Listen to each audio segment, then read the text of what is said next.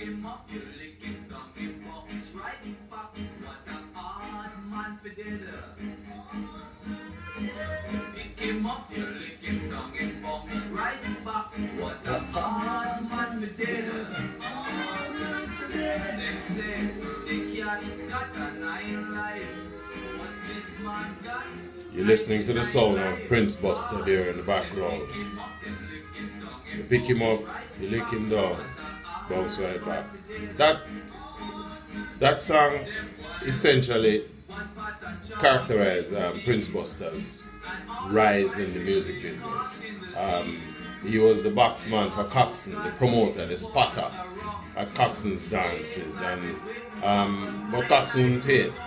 He go to dance, him spot out a record, he even skank with some man tune, and Coxsone, as was known, don't pay him, and Buster decided, you know something, I'm going to do a thing for myself, and so he bounced back, and to a large extent, that life, that experience would have influenced this song. Pick him up, lick him down, and bounce right back. As Buster proved over time, he was a hard man for dead. Prince Buster made a seminal contribution to Jamaican music. In 1959, he decided to walk away from Coxsone and to set up his own shop. And in that year, borrowed some money from some family members, a little Chinaman down on Orange Street named Mr. Wang as well, and known for his ability as a dance promoter and a record spotter, a man who understands local music. They helped him to fund the startup of his own sound system called The Voice of the People. This was located at Orange Street. Now, Coxsone and the other big sounds were not particularly keen for this kind of competition. Buster knows his way around the thing, and Buster decided the best way to carve out his own niche was by creating his own music. And we talked about in my last video the role he played with putting the big record or Carolina on the road with the Folks Brothers. Buster decided to go this route to find music for himself. In fact, this was kind of a part of an accident. Buster wanted to go to farmer, kind of like how Coxsone got himself in the thing. He got accepted for the farmer trip. According to Dog newspaper, it was a Coxsone relative who was the man who was pushing out are selecting people to go on the farm work, and they ultimately selected Buster, and at the last moment they take him name off of the paper. So Buster took a different approach, and his objective was go to the farmer, make some money, and send out some record. And when that never worked out, he decided to go the other route. You know, a typical thing for Jamaicans at the time. Jamaicans have always had this undeniable characteristic of finding their own way, no matter how bad things get, no matter how tough, no matter how challenging. That this was a demonstration of that spirit, and so Buster decided to create his own music, which would give him an edge in the dance hall in Kingston, Jamaica at that time. Late 1950s, 1959, coming into 1960s. And so Buster opened not only put out his sound system on the road, he also established a record shop on Orange Street. The student listening here, Shaking Up Orange Street, is another song that, and Buster had this innate ability to poke his criticism of the system to those who were contributing to that kind of repression that he basically felt was always there. He poked it back at them in his music. And so this song, Shaking Up Orange Street, Buster was saying to the establishment, the Coxsones, the Duke Reeds, that I have come. I don't come with no war, but I am here to shake up the music business. I am here to transform the music, right? If you listen to that, you hear it in the lyrics. He said, I come in peace. Yeah? If you slip your slide, you run, you can't hide, because he, Prince Buster, is here to shake this up. And shake it up he did. Buster went on to build a significant name for himself. In fact, this particular record was subsequently released on a Blue Beat label, which was the export vehicle for music in Jamaica at the time. Most Jamaican recording artists never really have the capacity to put their music out on the street, and so they use the Blue Beat musical vehicle to, especially if the record have any particular potential. And Buster also had his own links back in Britain, so he would release the music on a Blue Beat label, which was an approach Buster took over many years to carry his music from Jamaica and into the UK market, where he became a formidable proponent of Jamaican music. Buster straddled the ska, he straddled the Jamaican blues, and then the formative years of rocksteady. That was Prince Buster. And his nemesis at the time, too, in terms of being behind the microphone, was the great Derrick Morgan. And we're gonna take a little look at Derrick Morgan's contribution as well. Now, the important thing though is, here was Jamaican music now replacing a lot of that foreign music, because in the 1950s, early 1960s, most of the sound systems that were played, Tom the Great Sebastian, owned by Tommy Wang,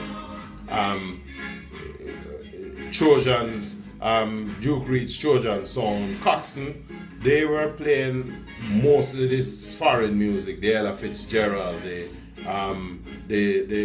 Sierra Vaughns, that kind of beat. They were playing the R&B that was coming out of the United States at that time, but that music wasn't readily available.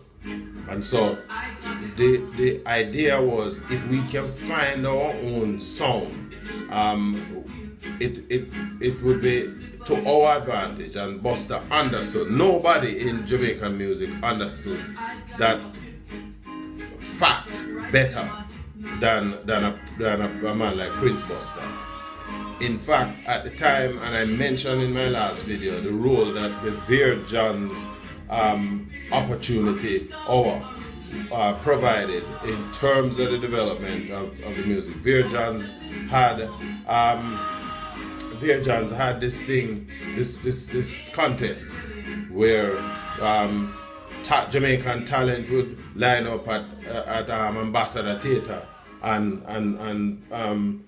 they entered the singing competition, and the winners would get a chance to come on RJR's radio program once the contest was over and share their talent. And so this program was producing a lot of talent at the time. Again, one of the persons who came out of this was the record singer and record producer and record shop owner Derrick Harriott. Derrick Harriott led a little group called the Jiving Juniors, right? And here is a tune from Derrick Harriott's Jiving Juniors that came again out of this the same Vere Johns thing. The tune is called Lollipop Girl. And let me give you a little bigger take.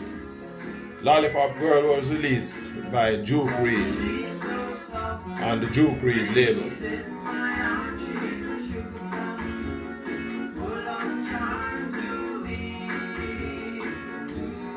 So what you're seeing here, what you're hearing here is essentially now the two camp.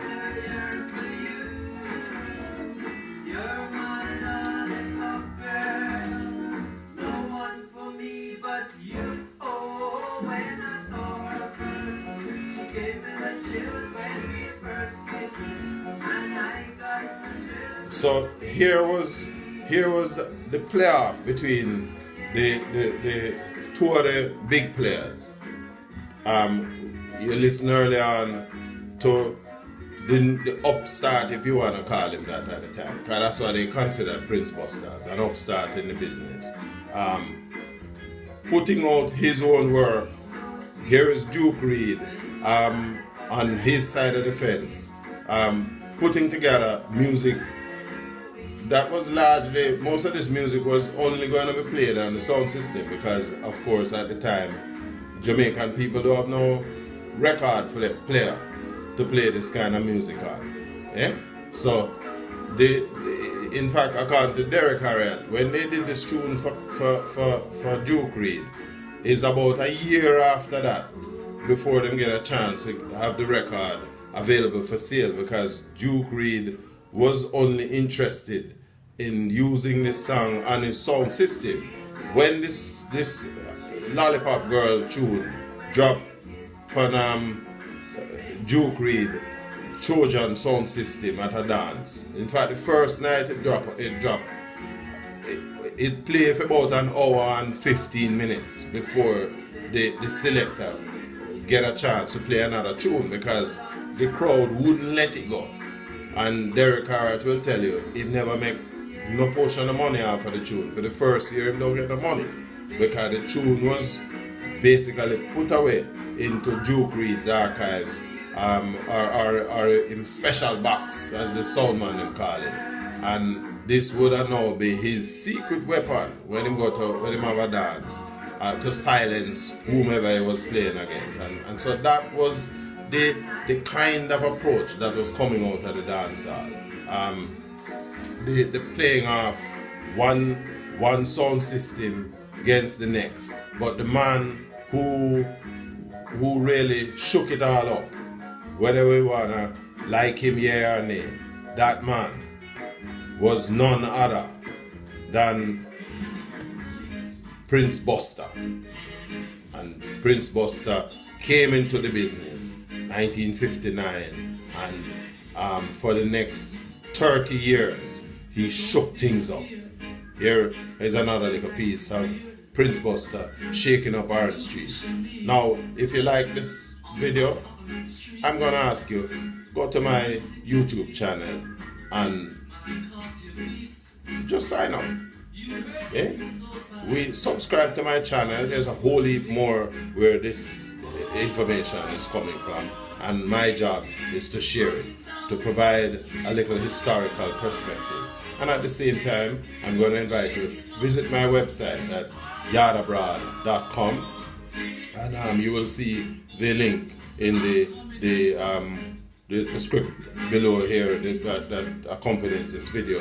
Click on the link, go to my website, take a look at my wares that I'm offering on my website, and certainly I have a range of shirts. Of course, what you're seeing behind me here is a reggae t-shirt. There are a couple others that are all music themes. And give me your support. Support the video, like it, share it with your friends. And again, until I see you next time, I am going to say sign off. This is Richard Hugh Blackford signing off from Snippets of Jamaica's musical history. Until next time.